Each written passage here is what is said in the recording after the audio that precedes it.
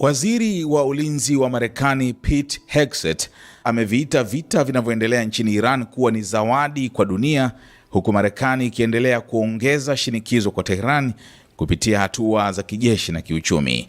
Akizungumza na waandishi wa habari akiwa Pentagon, Hegseth amesema kuwa zuio la majini la Marekani dhidi ya usafirishaji wa Iran litaendelea kwa muda wote utakaohitajika ili kufanikisha kile alichokiita dhamira ya Marekani ya ujasiri na hatari ya kumaliza tishio la Iran kwa usalama wa dunia.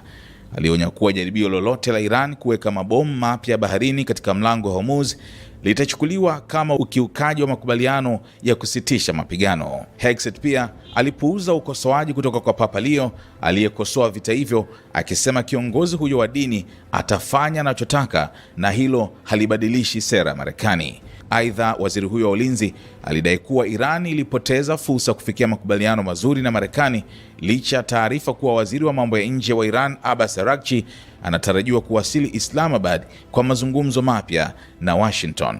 Akizungumzia athari za zuio hilo, Hegseth alisema jeshi la wanamaji la Marekani tayari limezuia meli 34 zilizokuwa zikijaribu kupita katika mlango wa Hormuz, ikiwa ni sehemu ya juhudi za kutekeleza vikwazo dhidi ya bandari za Iran.